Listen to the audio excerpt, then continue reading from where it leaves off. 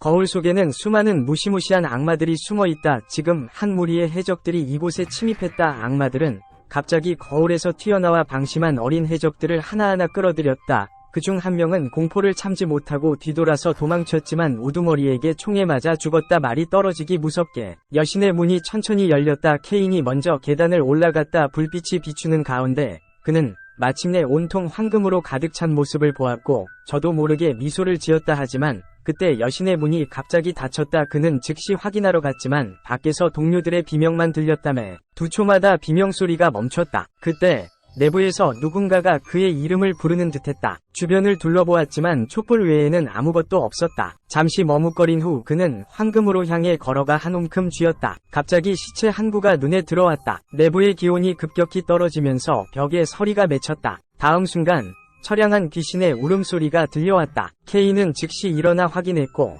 무덤을 지키는 흉수의 입에서 검은 안개가 쏟아져 나오는 것을 보았다. 검은 안개는 처량한 울음소리와 함께 케인 옆을 맴돌다가 마침내 얼음 왕좌로 날아가 검은 인형으로 변했다. 그 인형은 자신을 악마 사냥꾼이라고 소개하며 케인의 영혼을 거두러 왔다고 말했다. 케인은 고개를 들어 반박했지만 악마 사냥꾼은 그에게 말할 기회조차 주지 않았다. 손을 휘두르자 케인은 다시 무릎을 꿇었고 사냥꾼의 손에는 불꽃에 휩싸인 거대한 검이 나타났다. 하지만 검을 휘두르자 거대한 검은 케인이 든 쌍검에 막혔다. 사냥꾼은 믿을 수 없다는 표정으로 다시 한번 검을 휘둘러 케인을 베려고 했지만 케인은 피했다. 케인은 자신이 상대가 아니라는 것을 알았고 철검 뒤의 유리창은 어디에 닿을지 상관없이 뛰어내렸다. 1년 후 케인은 영국의 교회에 나타났다. 그는 온몸에 주술을 그려넣고 하루 종일 기도하며 살생을 하지 않았지만 악몽은 여전히 그를 괴롭혔다. 신부 역시 교회 주변의 어둠이 점점 강해지는 것을 느꼈고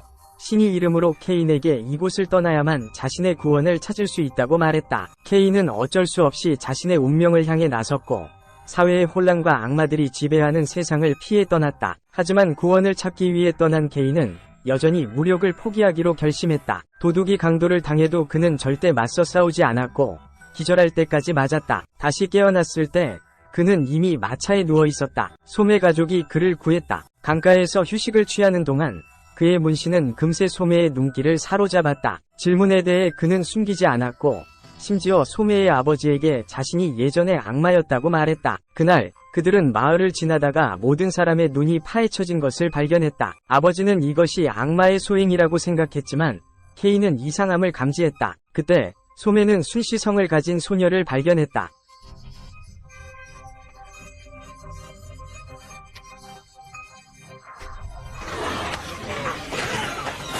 귀신 같은 두 손이 남자의 대머리를 켜안았다. 대머리의 혈관은 순간적으로 팽창했고 모든 혈관이 부풀어 올랐다. 3초 안에 남자는 얼굴의 흉터투성이 괴물로 변했지만 그는 사람들을 향해 웃고 있었다. 이는 중세 악마 군단의 입단식이었다. 무섭지만 모든 악마들은 이를 갈망했다. 얼마 지나지 않아 두목인 가면을 쓴 괴물이 악마 군단을 이끌고 여관에 남겨진 표식을 따라 소맨의 가족을 찾았다. 잡았지만 죽이지 않았고 케인에게 불합리한 요구를 했다. 케인은 당연히 동의하지 않았고 대머리 검객은 곧장 소매 동생을 죽였다. 소맨의 가족은 모두 그를 붙잡고 살인을 요구했지만 그는 여전히 움직이지 않았다. 가면을 쓴 괴물이 가족을 데리고 가려고 하자 그는 비로소 깨달았다. 내가 지옥에 가지 않으면 누가 지옥에 갈까? 깨달은 그는 즉시 돌아와 대머리를 순식간에 제압하고 단검을 꺼내 주저없이 찔렀다 뺐다. 이후 그는 과거의 살인 기술을 모두 되찾았다. 악마라고 자칭하는 남자는 꼭두각시들을 한 방에 베어넘겼다. 가면을 쓴 괴물은 악마가 돌아온 것을 보고 자신이 상대가 되지 않음을 알고 과감하게 소매의 부모를 죽이라고 명령했다. 여관을 정리하던 소매는 허둥지둥 도망쳤다. 케인이 모든 병사들을 처리하고 쫓아가려 했지만 이미 늦었다. 다시 돌아와 소매의 가족을 살펴보니 소매의 아버지는 숨이 가빠왔다. 죽기 전에 그는 케인에게 딸을 구해달라고 간청하며 자신의 목숨을 걸고 신에게 기도했다. 케인이 소매를 구해오면 용서를 받을 수 있을 거라고. 케인이 맹세하는 소리를 듣고 소매의 아버지는 편안하게 눈을 감았다. 케인은 다시 검을 뽑아 들었다. 그는 곧 악마 군단을 따라잡았고 뒤돌아서 한 방에 꼭두각시 하나를 베어넘겼다. 두 개의 총을 동시에 발사하자 꼭두각시 2명이 더 쓰러졌다. 이어서 그는 악마 군단으로 다시 돌진하여 수박 썰듯이 쉽게 소규모 부대를 전멸시키고 민간인들을 구출했다. 하지만 소매는 그들 속에 없었다. 밤, K는 신부 집에서 묵고 있었는데 갑자기 밖에서 소리가 들렸다. 그러나 신부는 소리가 안에서 난다며 말하고 지하실을 열었다. 안에는 실패한 꼭두각시들이 가득했다. K이 고개를 숙여 살펴보려는 순간 신부가 그를 밀어넣었다. 하지만 신부는 K의 능력을 과소평가했다. K는 격투 끝에 빛을 따라 지하실에서 기어 올라왔고 꼭두각시들이 그를 뒤쫓아왔다. 닿을 수 있는 달빛은 비명을 지르는 자들이 사라지게 했다. 이때 전에 그들을 모욕했던 도적들이 이곳을 찾았다. 그들은 이미 악마 군단에 가담했고 또 다시 만만한 상대라고 생각했다. 하지만 K는 지금 눈 깜짝할 새에 사람을 죽이는데 익숙해져 있었다. 그는 몇 번의 움직임으로 전투를 끝냈다. 마지막으로 그는 지하실 입구에 한 명을 묶어놓고 그가 소매를 받는지 물었다. 그러나 그 사람은 소매가 이미 죽었다고 말했다. K는 그 말을 믿을 수 없었지만 여러 번 추궁해도 똑같은 대답을 들었다. 실망감과 분노에 휩싸인 K는 도적을 지하실로 밀어넣었다.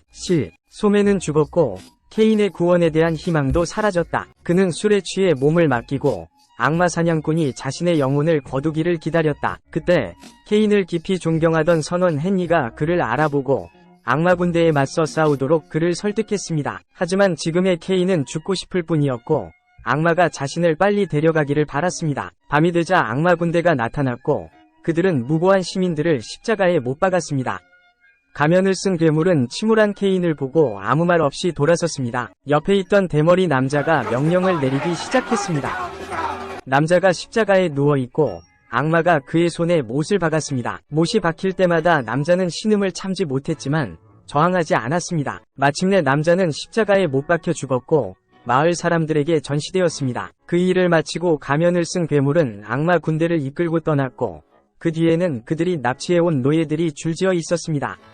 그 중에는 소매이도 있었습니다. K를 보자 그는 큰 소리로 외쳤고 K는 다시 한번 구원의 희망을 찾았다. 그는 심한 고통을 참으며 손을 못에서 억지로 뽑아냈다. 그는 십자가에서 떨어졌다. 악마 군단의 몇몇 병사들이 다가와 마무리하려고 했지만 칼이 내려오는 순간 헨리가 사람들을 데리고 기습을 가해 몇 명의 병사를 제압하고 K를 구출했다. 그들은 K를 마녀의 집으로 데려가 마녀가 흑마법으로 치료하도록 했다. 그 후 K는 가면을 쓴 괴물의 본거지 위치를 물었다. 하지만 헨리는 누구나 아는 아크스 성이라고 말했다. K는 그럴 리가 없다고 외쳤다. 거기는 자신의 집이기 때문이다. 그는 아크스의 둘째 왕자였고 수사스의 형이 된 후 그는 바다로 나가 해적이 되었지만 결코 돌아가지 않았다. 아버지가 이미 돌아가셨다는 것을 알게 되었지만 사과할 기회조차 없었다. 하지만 지금은 그런 것을 생각할 때가 아니었다. 그는 즉시 모든 사람들에게 성을 공격하자고 촉구했지만 부하들은 전혀 자신감이 없었다. 곧 모든 사람들이 아크스에 도착했고 K는 그들을 이끌고 지하 통로를 통해 성으로 들어갔다. 막 도착하자마자 사악한 마녀에게 발각되었고 마녀는 조롱하려고 했지만 K는 한 방에 그녀를 입 다물게 했다.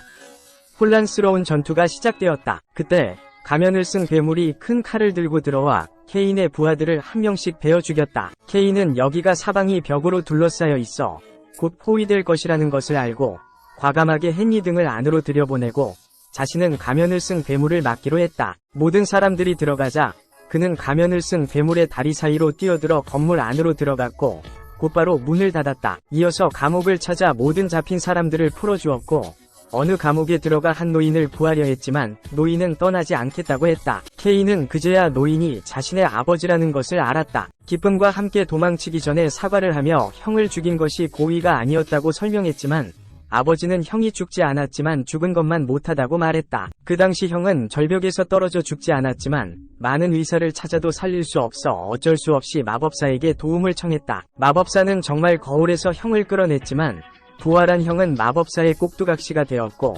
절벽에서 떨어져 얼굴이 망가진 탓에 계속 가면을 쓰고 있었다.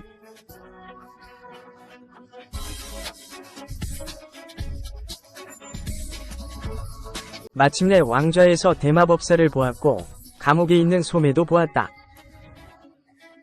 그는 아무 말 없이 대마법사를 죽이려고 했지만 대마법사는 검은 안개로 변해 사라졌고 어쩔 수 없이 소매를 먼저 구해야 했다. 하지만 그때 날카로운 칼이 그의 어깨를 꿰뚫었고 그의 친형이 돌아왔다. K는 형을 깨우려고 했지만 형은 이미 꼭두각시가 되어 무작정 공격만 할 뿐이었다. 그때 대마법사가 다시 나타나 검은 천을 걷어 올리며 여왕의 거울을 드러냈고 거울 속에는 거대한 지옥 짐승이 있었다. 케인은 깜짝 놀랐고 신이 무리 형제들이 다시 공격해왔지만 뜻밖에도 횃불을 베어버려 순식간에 불길에 휩싸였다. 대마법사는 기회를 놓치지 않고 소매를 붙잡아 손바닥을 베고 피를 거울에 뿌렸다. 다음 순간 지옥불에 휩싸인 짐승이 거울에서 튀어나왔다. 케인은 지금 자신을 도울 수 있는 건 신밖에 없다는 걸 알았고 신이 기적을 일으키려면 소매가 필요했다. 그걸 깨달은 그는 재빨리 대마법사에게 달려가 아버지를 죽인 총을 대마법사에게 겨누었다. 총성이 울리는 순간 뒤에서 저격 공격이 이어졌지만 총알이 더 빨랐다. 대마법사가 쓰러지는 순간 신이 기적이 일어나 거대한 성광이 대마법사와 짐승을 거울 속으로 되돌려보냈다. 춘태가 케인의 영혼을 씻어주었고 그 후 케인과 소매는 소매 없이 덮개 없이 행복하게 살았습니다.